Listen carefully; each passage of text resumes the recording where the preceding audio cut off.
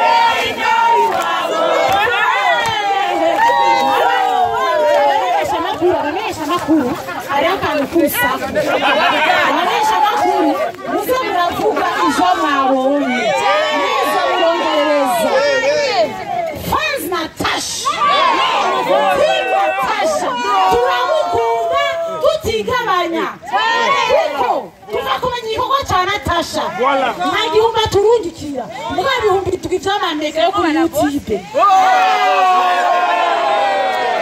Bano Neva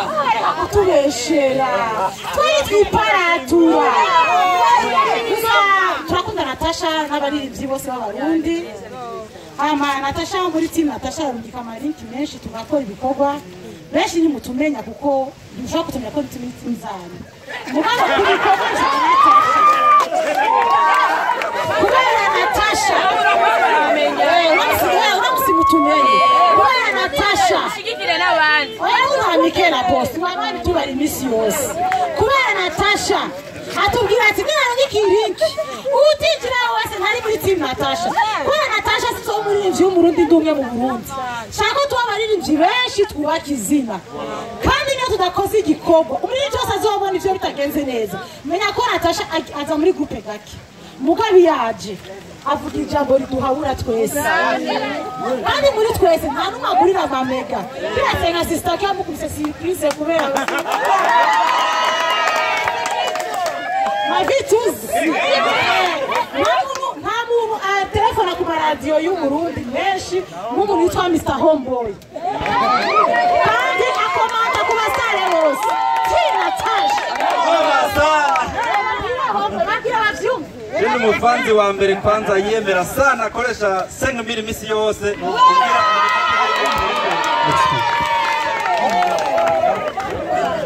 urumva n'ibintu bikomeye cyane naho benshi bakunda kwibaza ngo na Natasha du jena bicaye isopa jewe imisi yose 5000 misi yose abafanzi ba Natasha bitwa le boss bara boss la amon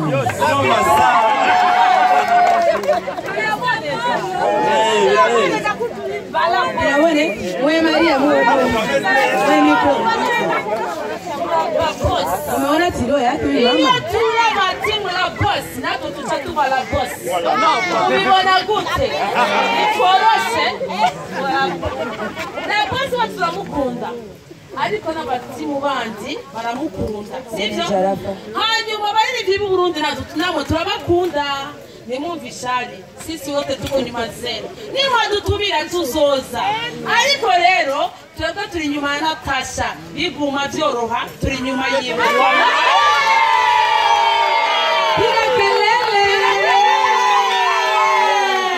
si bintu n'abagabo baratwekeye Natasha noma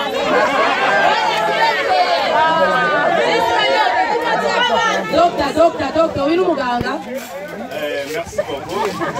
Jendo muganga. Namunagwaye ngari. Namunagwaye ngaha. Muri equipe d'intervention ya coronavirus mu gihugu. Iyo mbonye indirimbo ya Natasha, ndabona ko ari umuganga mukuru. La boss umuganga mukuru. Muri artiste akomeye cyane kuko yatanze message ikomeye cyane isova igihugu. Nicyo gituma namushikira mutuwa yose kandi tumukunda nibabwiye tubyemera tubikunda kuko abikorana ubwenge. Kuvuga Natasha ni docteur, Natasha ni artiste, Natasha ni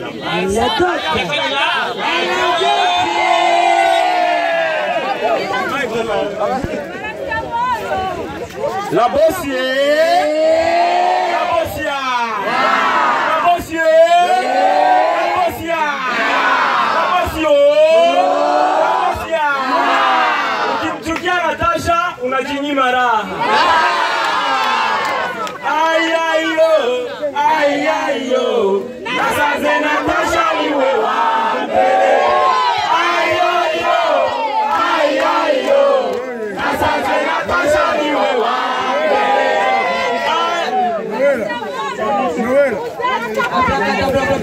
Oyo, kwizina banyitaji tegemeki abracadabra afanike hiro wanakuyacha mutable ani biba ni otete mtela Tanganyika tufisa makamera ifisi chiputse ifisi chiputse kuri Natasha barabara ariko mukamuri kiko mumbabarire ndabaye groupe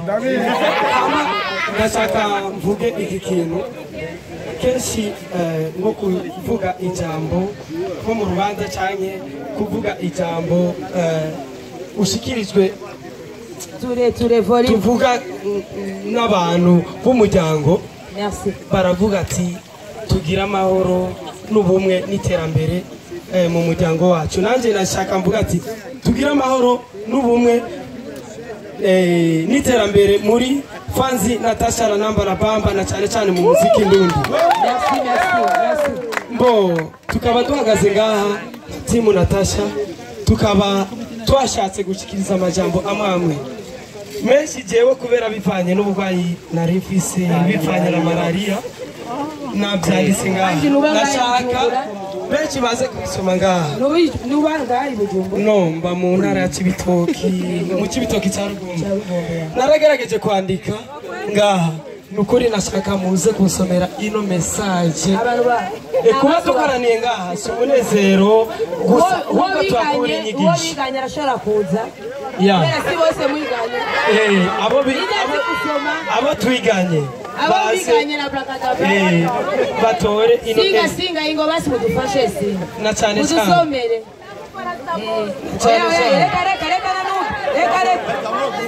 Mese singa reka baraje ari umujournaliste adukunda cyane ara nibanyaruke abasoma baba mu marori mu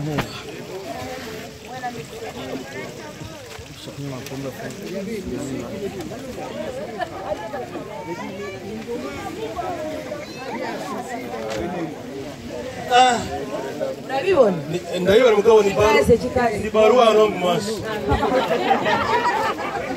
yatanguye ati from King Abracadabra Fans Natasha tugira amahoro ubumwe n'iterambere mu muziki wacu ndundi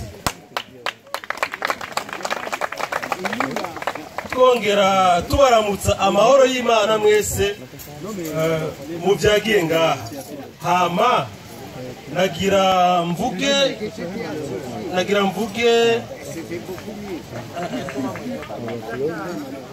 Onjo anajua equity yao kutoka kwa kurugana nagira mvuge ibintu cyangwa n'ibintu nagira mvuge ibintu bikurikira duteramiye ngaha twese kuri uyu munsi benshi muri twe biduhe ikigwa mu muziki ndundi ndahamya nakekeranya kwibi birori byateguwe na Natasha Ngendabanka mu gihugu cyose kuba abitegura si ukugira turyoherwe gusa ahubwo ni message atanga ku baririmbyi b'umuziki ndundi bazi kuririmba ko ari bo bariko bazana ama awards canke ubushimwe bwinshi hoho mutubwira ko baburonka barinze kubugura Natasha kora kuko uri umukozi ama abumvise ivyumviro vyanje Imana bahezagire cyane kuko ndakunda umuziki ndundi cyane ego murakoze murakoze cyane tugenda n'umwanya n'ibintu byiza cyane iyi ni timu Natasha Nambara Boss abona ko dusigaje babiri kugira ngo tugende n'umwanya sivyo tubananye turyoherwa tubananye duhimbaza umunsi udasanzwe la Boss party urafite icyo uvuga amahoro mwese timu fans la Boss anaitwa Pastamon comedy kwenye fans la Boss